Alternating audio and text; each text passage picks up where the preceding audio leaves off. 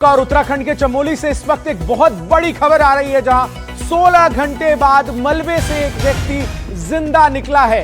राहत और बचाव कार्य में जुटी टीम ने उस व्यक्ति को रेस्क्यू किया है। लगातार आपको बता दें कि चमोली में रेस्क्यू ऑपरेशन चल रहा था और ये जो तस्वीर इस वक्त आप देख रहे हैं, व्यक्ति 16 घंटे मलबे में दबे होने के बाद जिंदा बाहर निकला है, जो कुदरत के किसी करिश्मे से कम नहीं है।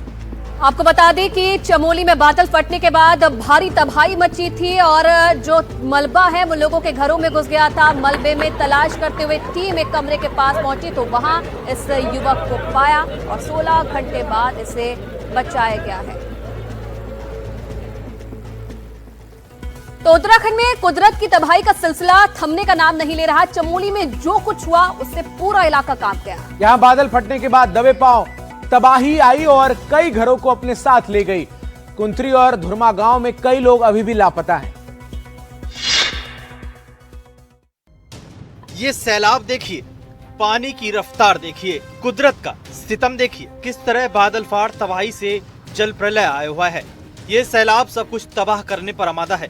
नदियां सब कुछ बर्बाद करने पर उतर रही हैं। सितंबर के महीने में कुदरत कहर बरपा रही है। देवभूमि उत्तराखंड में आसमानी आफत के बाद नदियां उफान पर है। इस बार चमोली में बादल फटा और तबाही मच गई। बादल फटने के बाद चमोली के नंदानगर में बारिश शुरू हो गई। मलबा आने से कई घर तबाह हो गए। राहत और बचाव काम अभी जारी है। आपदा के कारण कई घर, खेत और खलियान पूरी तरह से बर्बाद हो गए हैं। भारी बारिश के साथ आए मलबे ने कई घरों को पूरी तरह से तबाह कर दिया।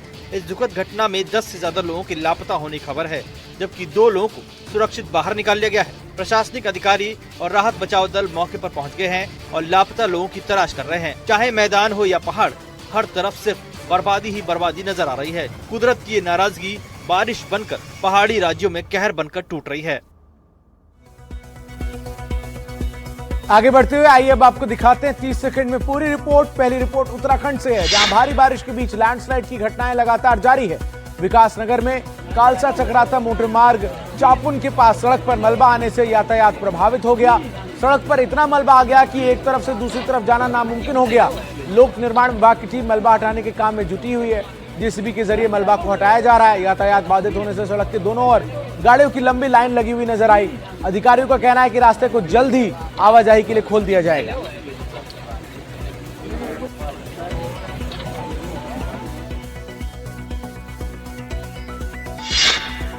तो भारी बारिश के कारण रावी नदी का जलस्तर बढ़ने से चंबा के भरमौर विधानसभा क्षेत्र के बकानी पुल के फट्टे निकलकर बह गए। इससे ग्रामीणों और स्कूली बच्चों को दिक्कतों का सामना करना पड़ रहा है। रास्ता न होने के कारण कुछ लोग अपनी जान जोखिम में डालकर इस पुल को पार कर रहे हैं। ये वीडियो जमकर वायरल हो रहा है।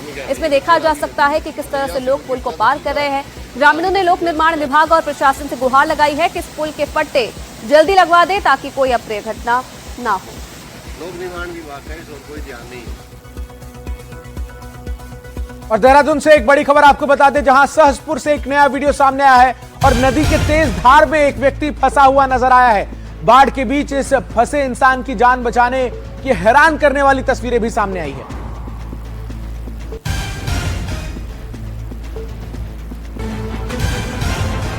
ये तस्वीरें दिल को दहला सकती हैं। पानी की सैलाबी धार लगातार आगे बढ़ रही है और इसके बीच एक शख्स जिंदगी की खैर मना रहा है। कुदरत का कहर जारी है तो ये इंसान की लाचारी है कि वो मदद के लिए हाथ आगे बढ़ाने के अलावा और कुछ नहीं कर सकता। बहकर आए एक पेड़ की टहनी का सहारा है, जिसकी मदद से ये इंसान खुद ही जान बचाने के लिए सैलाब से जंग लड़ रहा है।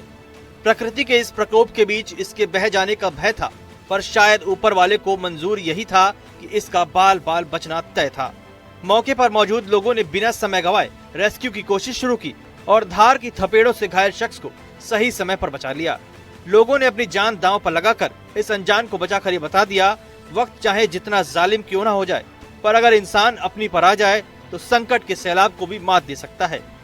मौत की इस धार के बीच इंसानी हौसले और हिम्मत की मिसाल पेश करती ये तस्वीरें अब सोशल मीडिया पर वायरल हैं।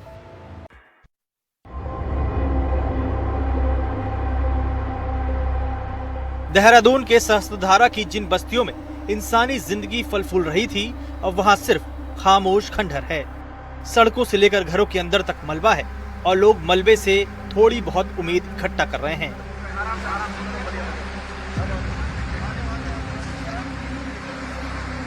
हालात ये हैं कि बादल फटने के बाद लोग इतना सहमे हुए हैं कि अपने ही घर लौटने से डर रहे हैं। तबाह हुए लोगों की मदद के लिए एनडीआरएफ और एसडीआरएफ की टीम खड़ी है। अर्थ मूवर मशीन के जरिए मलबा हटाने का काम चल रहा है। मंझोरा गांव के कलकी घाट में अभी लापता लोगों की तलाश चल रही है।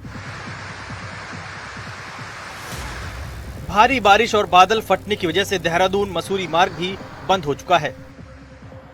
दोनों ओर करीब 2500 पर्यटक फंसे हुए हैं। कई जगह रास्ते टूट चुके हैं जिन्हें दुरुस्त किया जा रहा है। और आगे बढ़ते हुए आइए अब आपको दिखाते हैं बाढ़ और बारिश से जुड़ी 5 बड़ी खबरें। पहली खबर पुणे से है, जहां पुणे में लगातार बारिश के कारण बानेर इलाके में जल जमाव की स्थिति नजर आ रही है। सड़क पूरी तरीके से यहां नदी नाले में तब्दील हो चुकी है। हैदराबाद में गुरुवार को जमकर बरसे बादल, कई इलाकों में जलभराव के कारण लोग हो रहे हैं परेशान। उत्तर प्रदेश के गोंडा में पहाड़ों से पानी छोड़े जाने के बाद घाघरा नदी खतरे के निशान के पार पहुंच चुकी है। किनारे बसे गांवों के लिए अलर्ट जारी किया गया है। भारी बारिश के कारण मणिपुर में मयांग की ओर जाने वाली सड़कें पानी में गायब हो गई है। लोगों का जनजीवन अस्त व्यस्त हो गया है। वहीं मणिपुर के इम्फाल में कई इलाके बाढ़ की चपेट में हैं। लोग अपना घर बार छोड़कर सुरक्षित जगहों पर जा रहे हैं। इधर देहरादून में तमसा नदी में इतना उबाल आया कि टपकेश्वर महादेव मंदिर भी डूब गया था। जब सैलाब आया तो जलस्तर 25 से 30 फीट तक ऊंचा था। अब यहां पानी कम हुआ है। एनडीटीवी के संवाददाता मौके पर पहुंचकर उन्होंने हालात का जायजा लिया। देखिए ग्राउंड की रिपोर्ट। टपकेश्वर महादेव मंदिर में जो 16 तारीख यानी 16 सितंबर की जो तस्वीरें देखी होंगी कि तो वो मूर्ति है हनुमान जी की, उनके गले तक पानी था। यानी अगर नदी से ऊपर का हाइट नापी जाए तो लगभग 25 से 30 फीट पानी था। सामने वैष्णो देवी गुफा है, वो पूरी तरह से डूब चुकी थी। यहाँ सरस्वती मंदिर है, संतोषी माता मंदिर है, ये भी डूब चुका था। और इस वक्त टपकेश्वर महादेव मंदिर में जो तमसा नदी है वो अभी हालांकि पानी उसमें बहुत कम है, लेकिन 16 सितंबर को जिस तरीके से इस नदी में उफान आया, जिस तरीके से बहाव था, उसने यहाँ पे सब कुछ बर्बाद किया। सामने एक पुल था, वो भी इस नदी ने उसको उड़ा दिया है, यानी वो टूट चुका है। अब फिलहाल मंदिर की साफ़ सफाई करने के लिए यहाँ तमाम जो लोग आ रहे हैं, कार सेवक आ रहे हैं, वो यहाँ साफ़ सफाई कर रहे हैं। लेकिन 16 सितंबर को जब सुबह लोगों ने आंखें खोली तब उन्होंने देखा कि मंदिर पूरी तरह से डूब चुका था। चारधाम यात्रा से जुड़ी एक बड़ी खबर आपको बता दें, जहां चारधाम यात्रा के लिए हेलीकॉप्टर सेवाओं को एक बार फिर से शुरू किया जाएगा। डीजीसीए ने दोबारा सेवा शुरू करने की अनुमति दे दी है। केंद्रीय नागरिक उड्डयन मंत्री और सीएम धामी के बीच बैठक हुई थी। बैठक के बाद सेवा शुरू करने का फैसला लिया गया है। आपको बता दें कि 13 से 16 सितंबर के बीच डीजीसीए ने सभी हेलीपैड, हेलीकॉप्टर्स और ऑपरेटर्स की तैयारियों की गहन जांच की थी। इसके बाद ही सेवाओं को मंजूरी दी गई।